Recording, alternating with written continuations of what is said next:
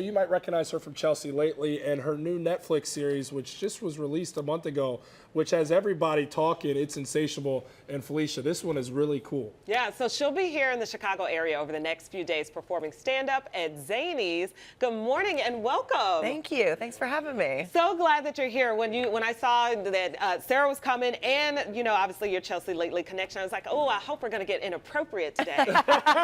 How inappropriate do you want me to get? Yeah, right? Jam loves inappropriate. It's how you say it that makes me laugh. So, Insatiable, let's talk about the show because a lot of publicity it got early on, even before the show was released from Netflix. A lot of people were saying it was insensitive.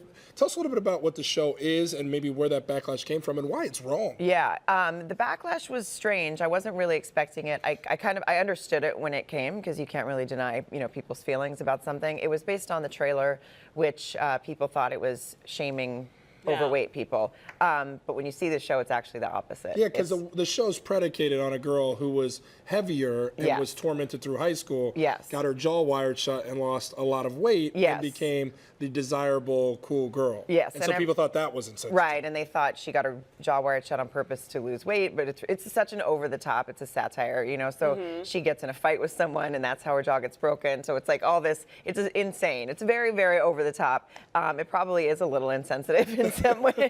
It's so Shameless, another show you're on, which people love, especially here in Chicago. Yeah, and it's definitely, but it's the story is so much the opposite of what people thought. Like you realize she isn't happy when she gets thin. So it's sort of actually saying you're never happy just by fixing your outsides. You got to fix your insides. It's a classic case of like not judging a book by its cover. People thought it was going to be one way, but obviously once you get into the show, you might come out with a different experience. Totally, and it really touches on a lot of things. It's definitely fun, and then it has some really heartwarming moments. And we just got picked up for season 2 last night. So you guys are doing something right. That's fantastic. Yeah. The fan response has been really cool. That's great. So Chelsea lately was a show that you played a prominent role on. Yes. Chelsea, can you tell us a little bit about who she is, what it was like working with her, and kind of the path that she's been on lately is becoming a very prominent activist lately. Yeah. I think it's awesome. It's definitely something she's clearly passionate about. Yeah. She was really fun to work for. Really fun. I'd known her for a long time. We did stand up around the same time, and we met that way. And I got to work on her show. I was on the panel of, like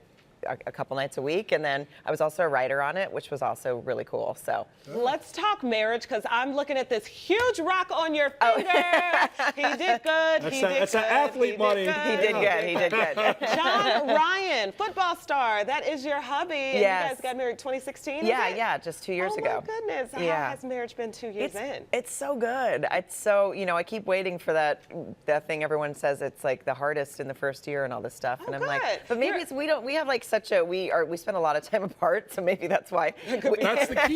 That's the key to success. I was going to ask, are you what they call a WAG, wives and girlfriends? I mean, apparently I am. Yeah. It's not nearly as like glamorous as the TV show makes it, and nobody gets. There's no fist fights among the wives. But you're so into your career, like you have your own thing going on. So it's like he has to meet you where you are. Yeah. Yeah, we really are a power couple, you guys. Hey. So you weren't always at this level. I mean, you got to do something before you got famous. Yeah. I read that you were once a bartender. Oh, yeah, for a long time. Were you a good bartender? I was a really good bartender. I wasn't the friendliest bartender. Really? You're so personable. Yeah, no, not when I hated everyone. Not when you're working a double and like you got a rude person in front of you? Yeah, and the drunks and the, but. That's why I got out of the business. Yeah. Did you bartend too? Yeah. I was the drunk. It was very short. Which is good. Nice one. Yeah, no, the nice one. Reason why as long as you're the nice one. But it was, I was fast. I poured very strong drinks, which is probably why I had to deal with so many people that were too drunk. But yeah, I was definitely not friendly. Like I wasn't the sit down at the end, cheers bartender. I was more like, what do you want? Hurry up, let's come go. on, buddy. Yeah.